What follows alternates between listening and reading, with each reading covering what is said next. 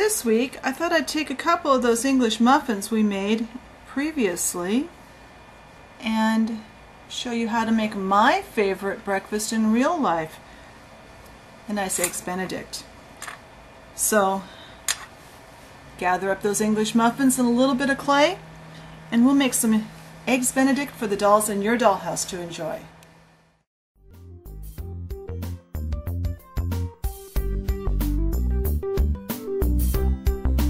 Alright, this week we are going to use those English muffins that I showed you in the last video to make a breakfast, another breakfast. So I've got two pairs of English muffins, and they're all cooked off. I like to get those all ready because it's just nice to have those on hand. Now we're going to build on top of those. So I have some kind of a pale pinkish brown. I will have the mixing instructions for this in the blog post, but it's really not important to be exactly this color. This one happens to be left over from the bacon video that I did a while back.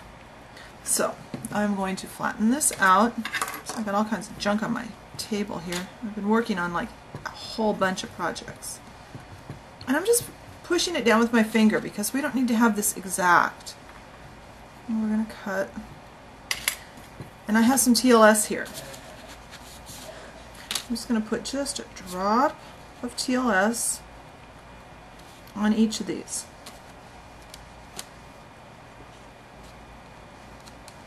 Not much, but I like to do this because I'm adding raw clay to baked clay.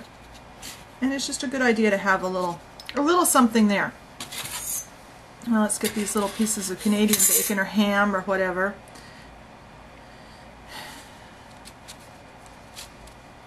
And just put this down on top. Come on. There we go. There's one.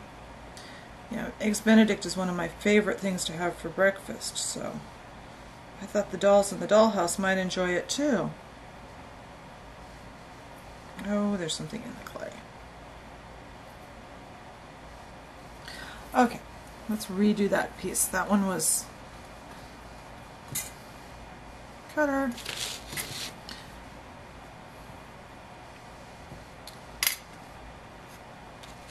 And we just put these down on top. And it doesn't have to be exact. You know, you can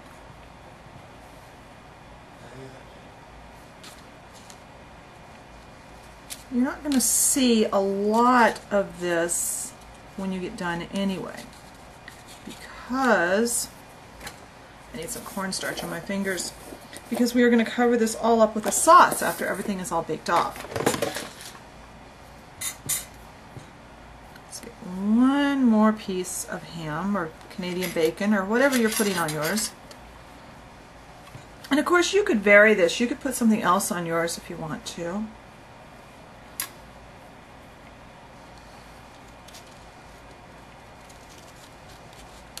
Alright, now we have some clay that's, I know what's wrong. There, that's better. Get some more light on here. This is just equal parts white and translucent. Now I'm making just a little ball, and I'm going to flatten that little ball a bit. And we are putting that on top of our ham. Now you could, if you're concerned about it coming apart, you could put a little TLS between these two, but you don't really need to. They'll be fine. And don't be concerned about rebaking the English muffin part. You can rebake this clay. As long as you don't exceed the temperature limit, it's fine to rebake it. Now, this doesn't look like much yet, but this is our basics. This is our basis for what we're doing. So I am going to bake this off at 230 degrees for about 7 minutes. And when it's all done, I'll be back. Alright, so these are all baked off and they're nice and cooled off now. So now it's time to start putting them on the plates and to put some holiday sauce on them. So I've got a couple of the plates that I bought a while back. These are the metal minis, and I've painted them and glossed them. And my preference for gluing the cooked clay on to dishes is the 527 multi-purpose glue. I'm just going to put a little bit over here in a little pool. You will have to work a little bit quickly with this stuff because it does set up pretty fast, but that's a good thing. I have to use tweezers. Dip these in.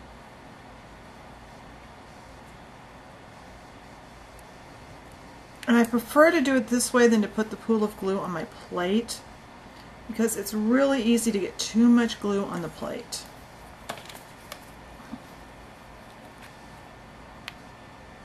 If you haven't worked with this glue, it does have an odor to it. And it does have a tendency, if you don't put the cap on, to kind of run out all over. So be sure and replace the cap each time when you set it down. And it sets up pretty quickly, so. This is my first time using my new tweezers. I really like these. My daughter got me these for my birthday. Okay, so we have our pieces glued on, and we need hollandaise sauce. What I like to use for hollandaise sauce is the Scribbles shiny 3D paint in lemon yellow. I know a lot of people use TLS and clay for this. I just prefer to use the Scribbles paints for sauces like this. I think it looks better. I think I have more control. And I just like the way it looks. It's got a, to me it looks more sauce-like than a lot of the ones done with the TLS. But it's up to you. And you could always mix up your TLS and clay and do it that way if that's what you like. Just put some on the top. Be kind of generous. And then drip it down. And just kind of use the tip of the paint tube, the paint bottle, to encourage your sauce to drip down.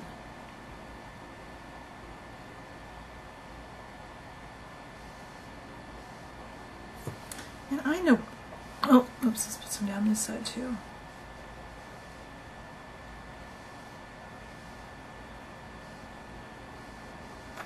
I know what we're missing. We're missing some paprika for the top. So let me turn the camera off a second and go get some. I'm back. The paprika couldn't be easier. It's simply a little dusting of our chalk. Not very much, but typically, at least when I make Eggs Benedict, I like to, in real life, I like to put a little paprika on top. So there we go. Let's do the other one now. Let me see if I can get in a little closer. Stay in the camera. A little too close. Not going to focus there.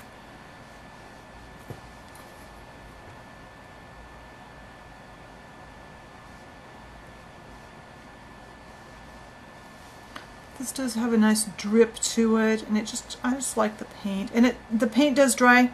It's a shiny paint when it dries, so another advantage to using it.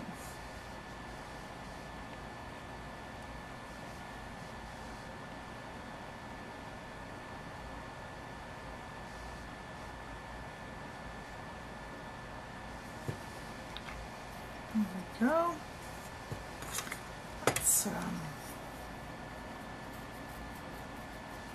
And this is just one of those dental pick things from Dollar Tree. There. I'll let that dry. That will need to set and dry, and I think this it dries in about 24 hours to be all the way set. So these will need to sit until tomorrow morning, and I'll get some pictures and we'll get a closer look at them then. So I hope you enjoyed this project. Be sure and check us out on Facebook. Check the blog for more information, and I'll talk to you later. Bye.